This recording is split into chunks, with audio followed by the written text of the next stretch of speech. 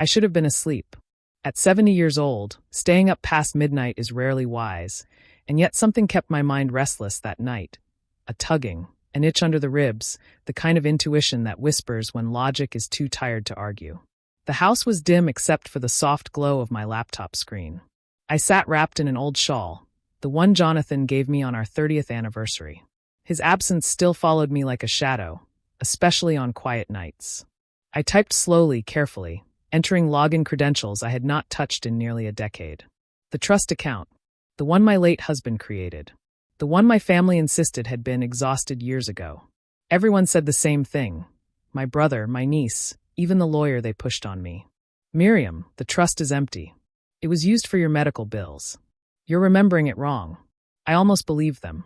After all, I had been recovering from a head injury back then. Pain medication blurred many months into fog. But the nagging feeling tonight was too strong to ignore.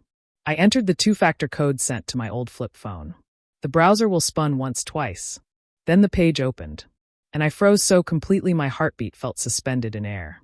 Beneficiary, Miriam Calder, sole balance, $602,431.17 status, fully funded. Untouched. Available. I stared until my eyes watered. It didn't make sense. How could the trust be whole when my family swore it had been drained? Why had they insisted I sign documents approving withdrawals? Why had they been so insistent? My throat tightened as the truth clicked into place. Not as a whisper, but as a blow. They had lied to me. Not out of confusion. Not from misunderstanding. Deliberately. Methodically. I printed every page, transaction logs, beneficiary records, timestamps. The quiet hum of the printer felt like the pulse of justice. When I laid the documents out across my dining table, the evidence formed a timeline, one that revealed a shocking pattern. Someone tried to change the beneficiary 3 separate times. Each attempt had been denied because my husband locked the trust behind a dual authentication system no one else could access. Someone in my family had been trying to steal the trust long before my fall. My hands trembled, not from fear but from clarity. For the first time in years, I felt awake. Then, at 6:14 a.m., my phone rang. My niece's name flashed across the screen, bright as a warning flare. Aunt Miriam? Her voice was too casual, too light, but beneath it I heard a quiver. Hey, weird question. You didn't happen to, log into Dad's old trust account last night, did you? My breath stilled. How would she know? I hadn't spoken to anyone. I hadn't triggered any notifications that should have gone to her. The only way she could know was if she had been monitoring it, or if she was afraid I'd found something. I answered softly. What makes you ask, dear? A long silence followed, one that confirmed everything I feared. And in that small, electric pause, I understood one truth with absolute clarity. My family had been hiding something far bigger than money. My name is Miriam Calder, and I am 70 years old. I have lived a life built on intention, on honesty, on diligence, on quiet resilience. I was a teacher for nearly 30 years, the kind who remembers every student and every parent conference that ended in tears. I've spent my later years volunteering at the library, tending a vegetable garden, and reading mysteries on my porch. I am not impulsive. I am not dramatic. And I have never once sought conflict. My husband, Jonathan, was the pragmatic one. An accountant with the patience of a saint and the dry humor of a man who found comfort in numbers. He set up our financial plans meticulously, including the trust he insisted be shielded from interference. For your security, my love, he said. For your independence. He knew something about my family that I didn't want to believe at the time. Which brings me to them. My brother, Stephen, younger by 5 years, had always been charming until responsibility knocked on his door. Then he became forgetful, evasive, even opportunistic. He drifted from job to job, always searching for shortcuts life never offered him. His daughter, Lila, inherited his smile and his appetite for easy routes. I adored her growing up. She was bright, affectionate, quick to laugh. But adulthood changed her. She wanted success without the work, admiration without sacrifice, wealth without accountability. Still, blood is blood. I told myself their flaws were softened by intention, that they would never intentionally harm me. That illusion shattered 2 years ago. I had gone to help Lila pack her apartment for a move. The kitchen floor had recently been mopped, but she'd forgotten to warn me. I slipped. Hard. The impact fractured 2 ribs and left me concussed. Recovery blurred weeks into a haze. During that time, Stephen and Lila insisted on handling my paperwork. "Let us help," they said. "You're too tired," they said. "This is for your benefit," they said. I believed them because I wanted to. Because trust, once built, is slow to crumble, even when it should collapse entirely. But last night, seeing the trust still intact, every puzzle piece clicked into place with devastating clarity. They hadn't been helping me, they had been positioning themselves. Preparing. Manipulating. Building a foundation for a lie they planned to solidify over time. Their behavior in the months following my recovery suddenly made sense. The evasive answers. The deflection when finances were mentioned. The tight smiles when I asked about documents I supposedly signed. And this morning, after that one panicked question from Lila, "You didn't log into the trust, did you?" I felt something shift inside me. It wasn't rage. Rage is loud, hot, unfocused. This was something quieter. Colder. Sharper. It was resolve. Because for the first time in my life, I realized my family did not see me as a person to love or protect. They saw me as an opportunity. And that realization changed everything. My family story, like many, is tangled. Not malicious from the start, just strained in ways that went unnoticed for too long. Growing up, I had always been the responsible one. Our parents leaned on me to help with chores, homework, and eventually bills. Stephen, the younger child, was the dreamer. He loved big ideas but hated follow-through. Our parents indulged him, telling me, "You're strong. You can handle more. Let him explore." That message, spoken sweetly but repeated endlessly, became the script of our lives. I handled things. He drifted. And somewhere along the way, the gap widened into expectation. My emotional labor became his entitlement. Still, I loved him. Enough to overlook late-night calls for loans. Enough to pay for his car repairs. Enough to co-sign his first mortgage. I wanted him to succeed. I thought supporting him was an act of love. But love without boundaries becomes permission. When he had Lila, I became the doting aunt.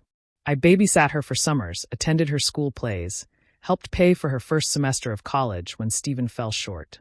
She grew into a clever young woman, capable, bright, but seduced by the ease of having others step in for her. By 25, she mastered the art of appearing earnest while maneuvering conversations toward what she wanted. And I was always so willing to help. Then came my fall. Then the medication, the confusion, the endless forms. When I asked why so many signatures were required, Stephen would sigh dramatically. "Insurance is complicated, Miriam. Just trust us." Lila would pat my arm. "Auntie, you're overthinking. We just want to take care of you." If I hesitated, they became gentle. Too gentle. "If you can't handle this paperwork now, maybe it's better we manage your accounts for a while," Lila said once, her voice soft, calculated. I didn't realize then what they were preparing for. But looking back, small details chilled me. The way Stephen insisted I use his lawyer for all documentation, the time Lila redirected my mail temporarily, to keep things organized. Their sudden interest in my living while their increasingly urgent claim that Jonathan's trust had been emptied. They had spent years priming the narrative. Years softening me, shifting decision-making away from me, weaving a story they expected me to accept unquestioningly. But they underestimated something. Age does not weaken intuition. Age sharpens it. And when I logged into the trust and saw my name alone, that intuition became undeniable truth. I wasn't imagining things. I wasn't misremembering. I wasn't confused. I was being deceived. And if they'd gone this far, I wondered, how far would they go to keep me silent? Because after Lila's shaky phone call, something happened that turned suspicion into certainty. A letter, delivered the same afternoon. The envelope was thin, almost weightless, but its contents dropped into my stomach like a stone. It came from the law office Stephen insisted I use. The same office he pressured me to sign with when I was bedridden. Inside was a document titled Proposed Amendment to Living Trust.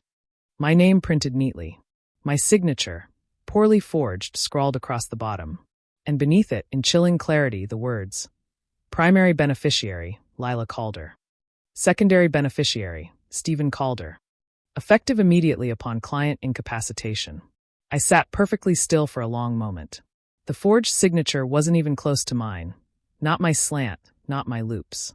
Sloppy. Rushed. Overconfident. The document claimed I had signed away ownership of my home, the trust assets, and even my vehicle. It stated I had become mentally diminished after the fall, requiring family oversight.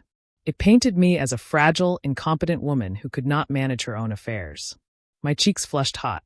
Not from shame, from betrayal so profound it felt like a physical wound. They hadn't just wanted the trust. They wanted everything. My independence, my dignity, my choices, my voice. They were preparing to legally erase me while I was still alive. I called the law office. The receptionist sounded startled when I asked about the amendment. "Ms. Calder, that document was never finalized," she stammered. "We required in-person confirmation, but your family said you were too ill to visit." I inhaled slowly. "And you accepted that explanation?" Another pause. "No, we didn't. Which is why it was never filed." There it was, the crack in their plan. The only reason I still had control was because one cautious paralegal refused to process a document without seeing me. As I set down the phone, a realization struck me. Stephen and Lila must have thought the amendment went through. They assumed they owned everything already. That would explain their confidence, their dismissal, their increasingly patronizing tone. They believed they had won, but the trust still listed only me. The amendment was rejected. The documents they pressured me to sign were invalid. And now I had proof of their fraud. I gathered the forged amendment, my printed records, and the medical statements from my recovery, all evidence of their attempts to control my finances. A folder began to take shape, a quietly powerful one. Just as I finished organizing the documents, my doorbell rang. When I opened the door, Stephen stood on my porch with a forced smile. "Miriam," he said warmly, "Lila told me you sounded confused this morning. Thought I'd stop by and help sort things out." I stared at him, the man who once cried on my shoulder after his divorce, the brother I defended at every holiday, the child I all but raised. He met my eyes too directly, too knowingly. "Let's talk inside," he urged. And it hit me, he wasn't here to help. He was here to control the damage. I stepped aside and let him in, not out of trust, but strategy. Confrontation in that moment would have been emotional, volatile, unproductive. I needed calm, precision, documentation. My dining table was covered in papers, so I guided him to the living room instead. He glanced around, scanning for evidence. He had always been an unskilled liar, but an excellent reader of danger. "Miriam," he began, his tone dripping with exaggerated concern. "Lila said you might be overwhelmed lately. Maybe misreading things. The trust stuff, it's complicated." "Oh," I said lightly. "Explain it to me." He swallowed, a tiny flicker of panic. "The trust is empty," he repeated carefully. "We liquidated it during your medical crisis. You don't remember." I watched him lie to my face. Steady, practiced, comfortable. "Stephen," I asked softly, "would you put that in writing?" His expression faltered. "What? Why would you need that?" "I'm telling you now. Because if it's true, you wouldn't fear writing it," I said. A muscle in his jaw twitched. "You're being dramatic." But I wasn't. I was building a record. I excused myself to get tea and went to my bedroom, where I kept a small notebook. I wrote down everything he said, word for word as he spoke. When I returned, he noticed the notebook and stiffened. "Miriam," he said in a darker tone, "you're acting paranoid." "Paranoia," I replied, "is fear without evidence. I have evidence." He froze, truly froze. Then his phone buzzed. He checked it. His face went pale. "Lila's outside," he muttered. Of course she was. They had come prepared. I stepped outside before he could stop me. Lila stood by her car, wringing her hands. Her eyes darted nervously, as though expecting police to appear at any moment. "Aunt Miriam," she pleaded, "can we please talk? We're worried about you." They kept using that word, worried, as if concern could disguise manipulation. "Of course," I said. "Let's talk tomorrow, with a lawyer present." Both of them stiffened as if struck. "A lawyer?" Stephen snapped. "Why would you need a lawyer against your own family?" I held his gaze steady as stone. "To protect myself." I closed the door before they could respond.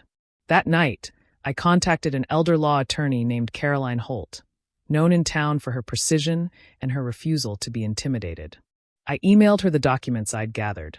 She responded within an hour. "Come in first thing tomorrow. Bring everything. Do not speak to them again without counsel." I slept lightly, waking at every creak. But beneath the anxiety ran a steady current of strength. Evidence is armor. Documentation is power. At Caroline's office the next morning, she spread the papers out like pieces of a puzzle. "This is serious," she murmured. Your family attempted to commit financial exploitation and identity fraud. We will proceed methodically, quietly, strategically. She handed me a step-by-step plan. And at the bottom, in crisp handwriting, she wrote, "Do not reveal what you know. Let them reveal themselves." Her calmness steadied me. But the real turning point came that afternoon when Caroline accessed public records tied to Stephen and Lila. And what she found turned my suspicion into undeniable truth. Caroline's office was quiet except for the faint tapping of her keyboard. Her brows knit tighter with every screen she opened. Finally, she exhaled sharply. "Miriam, you'll want to sit down for this." I did. She turned the monitor toward me. There, displayed in stark black text, were records of 3 separate loan applications submitted over the past 18 months. Each listed projected collateral. Imminent inheritance from Miriam Calder. Estimated amount, $600,000. My blood chilled. They had attempted to use my future death as financial leverage. They applied for loans anticipating access to the trust they thought they had stolen. They had gambled on my life. Caroline continued. These applications were denied because no bank could verify the inheritance. But it shows intention. And intention is everything. I stared at the screen, the reality settling into my bones. Stephen and Lila weren't acting out of desperation. They were acting out of greed. And not once did they consider what it would do to me. Or perhaps they did. And didn't care. Caroline leaned forward. You have a choice. You can confront them emotionally, which may feel satisfying but yields no protection. Or you can move quietly, gather every piece of evidence, and file a restraining financial order. I thought about the forged documents, the lies, the manipulation, the years of being the family support beam they chipped away at. I breathed out slowly. I want to fight, I said. But not with anger. With truth. Caroline smiled faintly. Then we proceed intelligently. She outlined the plan. Freeze all accounts tied to my name, file a fraud investigation with the trust bank, record every communication going forward, request their attempts to change the beneficiary, secure my medical records proving cognitive clarity, draft a cease and desist letter, prepare for civil action if necessary. Every step felt like reclaiming a piece of myself. Back home, I followed instructions meticulously.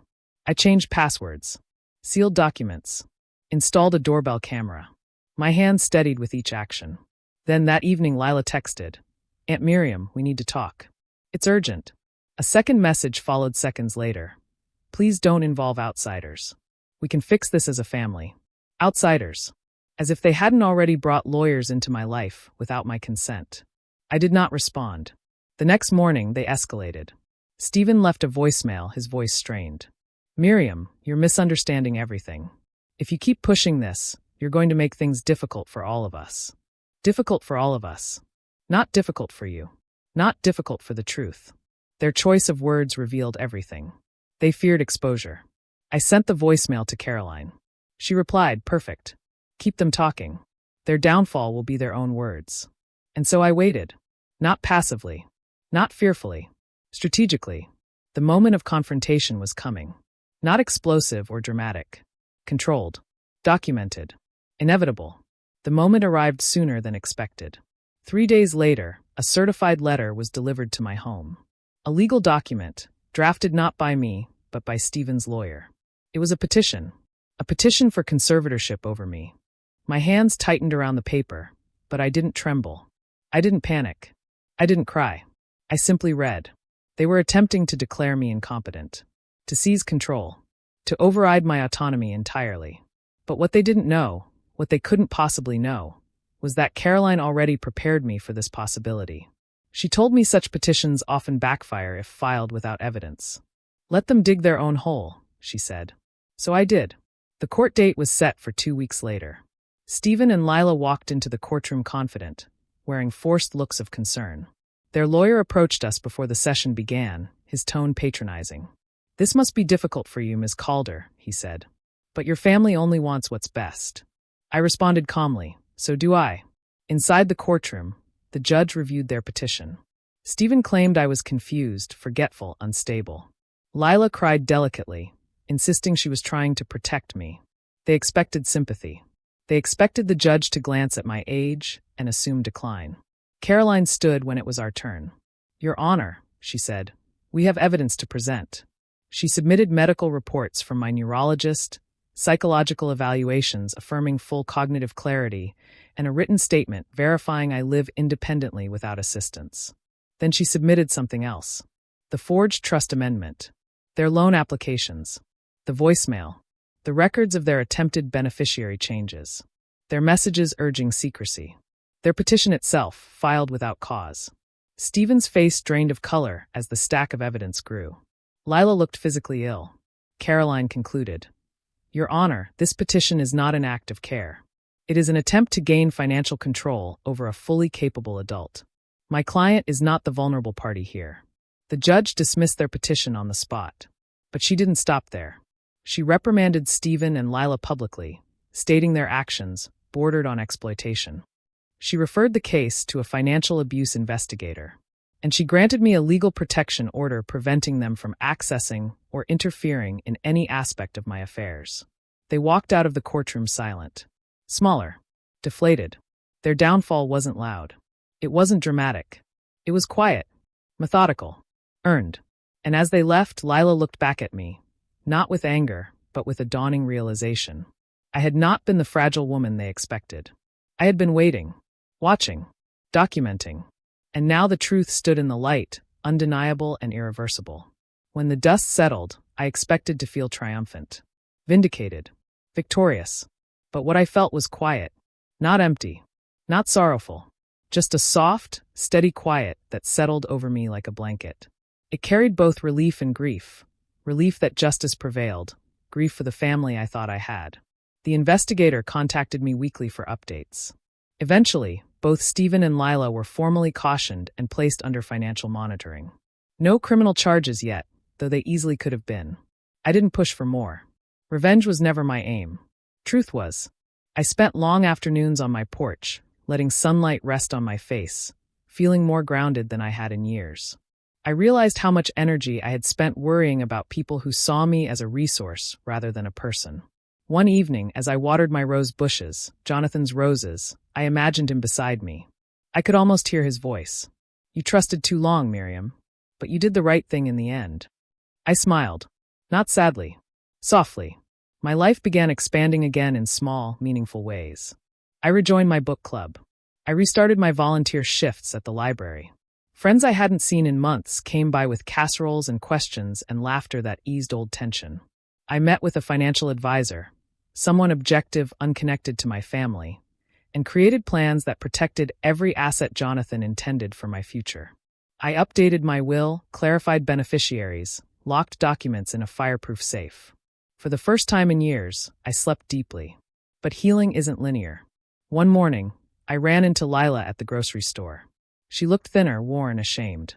She approached me slowly, uncertain. "Aunt Miriam." "I'm sorry," she whispered. I studied her. Her remorse seemed real, but I had learned to distrust tears when they came too easily. "I hope you grow from this," I said simply. She nodded and walked away. That moment mattered, not because I forgave her, but because I didn't feel obligated to. I didn't carry her guilt anymore. It was hers to bear, not mine to soothe. I had rebuilt something in myself I hadn't realized was cracked. My sense of worth. My voice. My boundary. By the end of the month, my home felt like a place of peace again, not a battleground. And though my family ties were fractured, my life, my choices, were finally fully my own. If there is one lesson my story offers, it is this. Trust is a gift, not a guarantee. And boundaries are not walls, they are doors we choose when to open. I had spent 70 years believing that loyalty meant endurance. That love meant forgiveness without reflection. That age meant stepping back and letting others steer. But age, I've learned, is not a liability. Age is clarity. Age is perspective. Age is earned wisdom. My husband knew this long before I did. That is why he safeguarded the trust so thoroughly. He believed I deserved a future protected from those who might exploit my gentleness. And he was right. I once feared conflict. I feared hurting feelings. I feared saying no. But uncovering betrayal changes something deep inside a person. It forces you to redefine kindness, not as self-sacrifice, but as self-respect. My revenge wasn't loud. It wasn't cruel. It wasn't destructive. My revenge was truth. Collected carefully. Presented calmly. Delivered at the right moment. It was the kind of justice that requires no shouting, no chaos, no hatred. Only clarity. Today, my home feels lighter, my heart steadier, my life mine again. And I share my story for one reason. So others, especially women my age, remember that their voice matters. Their intuition matters.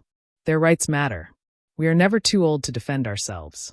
Never too old to reclaim what was taken. Never too old to demand truth. If my family had succeeded, I would have lost not only my financial security, but my autonomy, my identity. Instead, I gained something unexpected, a renewed sense of strength, a certainty that my life is still unfolding, a peace that comes only after standing firm against injustice. So if you're listening, whoever you are, take this with you. Document everything. Trust your instincts. And if someone tries to take advantage of you, confront them not with fury, but with undeniable truth. It is the quiet, steady kind of revenge that leaves no ashes, only lessons. And I am living proof that the truth, once uncovered, cannot be buried again.